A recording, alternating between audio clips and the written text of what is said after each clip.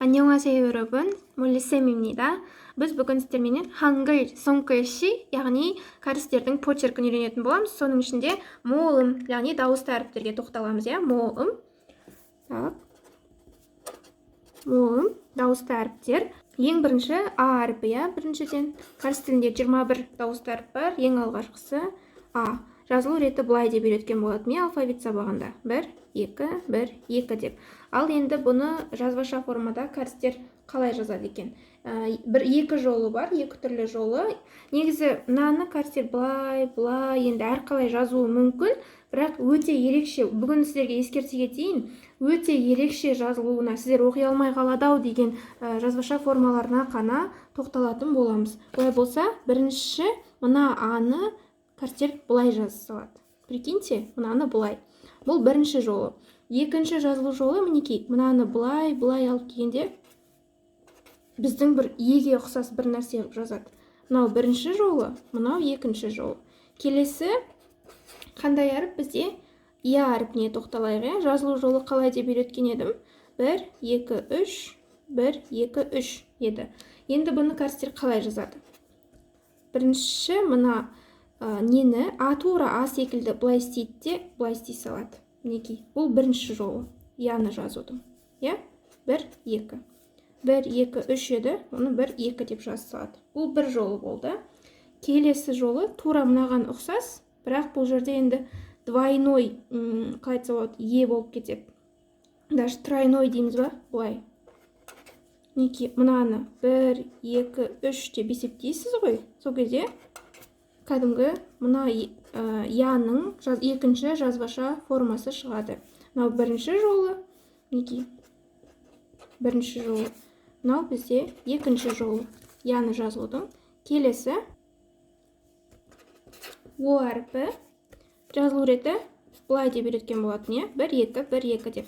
Кәрістер оны жазбаша формада былай жаза салады. Былай. Мысалға, кәдімгі оны жазғанда біз былай жазамыз ғой. Енді осыны былай.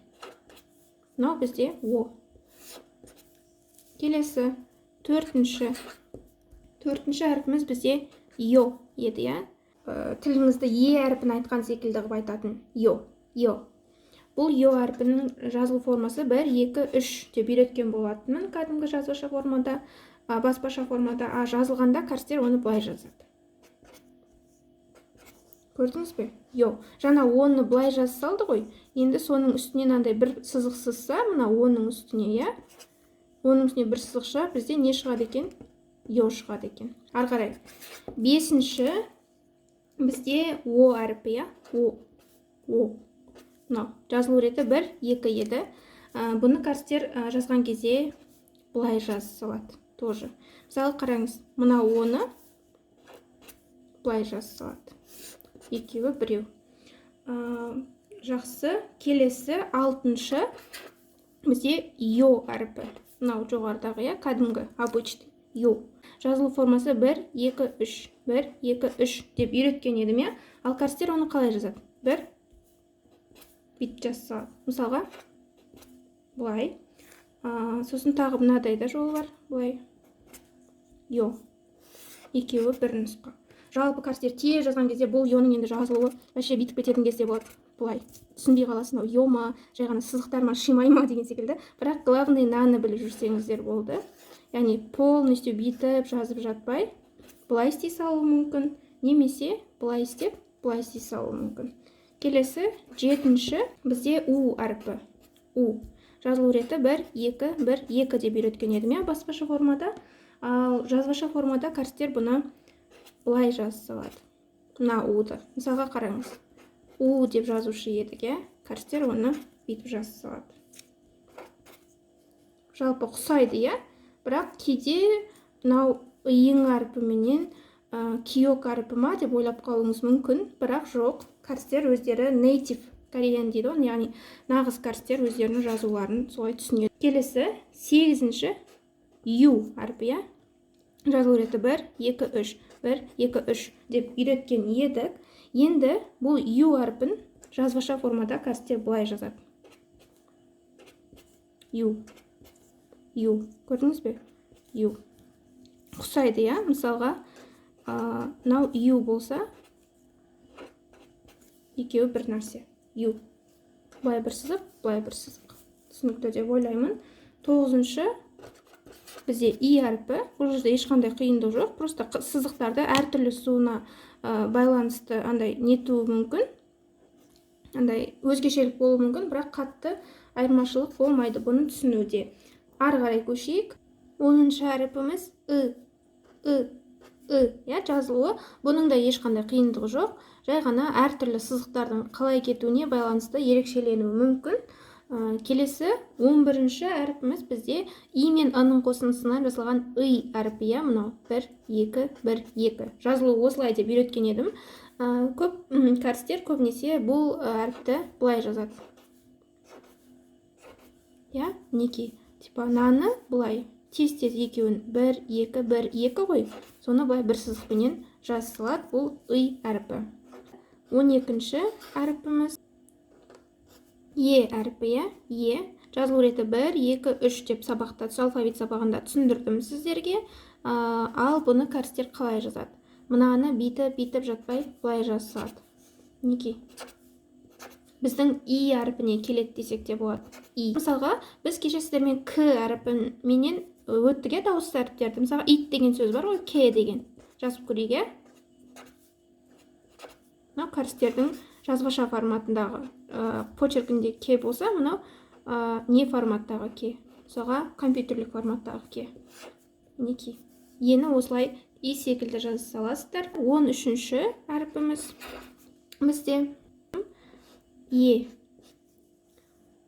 Так, 13-ші әріпіміз 1, 2, 3. Мынандай әріп еді, е. Бұл әріптің жазылуы тесте жазған кезде жазбаша формада кәрістер қалай жазады екен? Ең алғашқы формасы 1, 2, 3, 4. 1, 2, сосын 3, 4. Бірақ үлкен немен көрінбейді екен, қазір қайта көрсетем. Қарапайым ручкамен көрейікші. 1, 2, сосын мына жақтан қалай алады? Мына жерден 3, 4. 1, 2, 3, 4. 1, 2, 3, 4.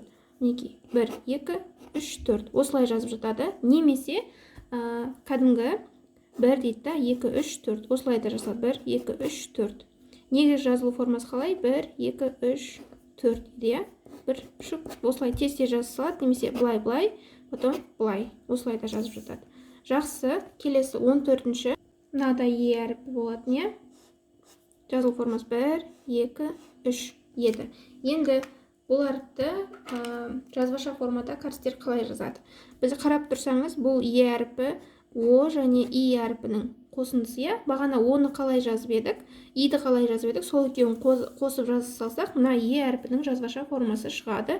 Яғни былай жазылады кәрістер. Е деп. Көрдіңіз бе? Оны, мына бірінші тұрған оны былай жазады да, и, е. Ары қарай 15-ші әріпіміз бізде еппіда әдемі дегендегі е әріпі. 2, 3, 4. 1, 2, 3, 4. Бұл әріптің жазбаша формасы бұлай мінекей. 1, 2, 3. 1, 2, 3. 1, 2, 3. Түсінікті деп ойлаймын. Мысалға қараңыз. 1, 2, 3, 4. Бұлай жазушы едік. Оны кәрістер 1, 2, 3 деп жазылады. 1, 2, 3.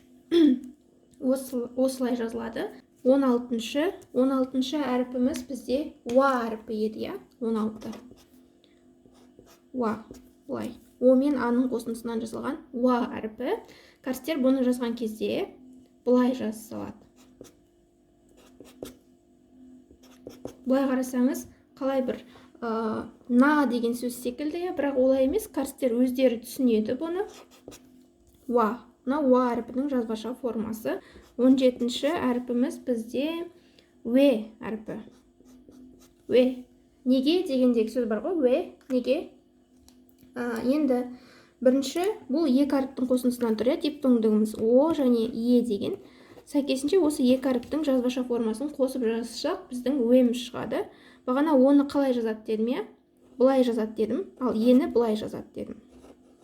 Сонда мынау біздің өеміз болады. Қараңыз. Бірінші оны жазамыз, сосын ені жазамыз. О, е. О, е. Мынау бізде в болады. В. 18-ші әрпіміз тоже в әрпі, бірақ о және идан жасалған в әрпі болсын. Бұл тоже әріпті жазбаша формада жазған кезде, почерк түрінде жазған кезде, кәрістер кәдімгі бағана оның жазбаша түрі мен идің жазбаша түрін қоса салса, в әріпінің жазбаша формасы шығады. Мынау бізде в. Мынау в, мынау мына жердегі и. О идің қосындысынан, бүйтіп. В әріпінікі. Жақсы. Ары қарай 19-шы о әріпі, 1, 2, 3, 4. 1, 2, 3, 4 деп жазылушы еді. Енді бұл жазбаша формада қалай жазылады екен? Жазбаша формада бұлай жазады кәрістер. О әріпін. Ары қарай 20-ші әріпіміз бізде қандай? В әріпі. 1, 2, 3, 4. 1, 2, 3, 4, 5 жолмен жазылатын В әріпі еді. Бұл В әріпін кәрістер қалай жазады екен? В әріпін тоже уды бұлай к секілді қып жазады да, ені бұлай жазып жатады. Тағы да қандай жолдары бар? Тағы да мысалға В-ні бұлай жазуға болады. Бірінші, міне уды жазып атсыз В. Қазір түсінікті болу үшін қарапайым ручкамен жазып көрсетейін, Неке, бұлай бастайсыз. Мынау бізде В осылай да жазылуы мүмкін. 21-ші соңғы дауысты әріпіміз ол бізде ви, ви. Бұлай 1, 2, 3 деп жазылады дедім. Енді оны кәрістер бірінші уды бұлай, иді бұлай. Үстіп үйді жазып жатады. Қазір. Неке у, и. Бұлай қарасаң ки деп жазған секілді, жоқ, бірақ ви әрпінің ол киге ұқсамайды, өйткені олар кәрістер оны дөңгелекпен қосып жазады ғой, ви әрпін. Сол кезде өздеріне түсінікті болады. Сіздерге де енді алдағы уақытта түсінікті болады. Мінекей қалай жазады дедік? Мінекей бірінші о, мынау и. О, и. Жақсы, 21 әріпке тоқталдық. Енді түсінікті болу үшін осы корей почеркімен бірнеше сөздерді сіздермен бірге жазып көрейік, Бірінші, бәріміз білетін аньоңхасео деген сөзге, сәлеметсіз бе деген сөз жазып көрейік. Ең алдыменен кәдімгі баспаша формада жазайық,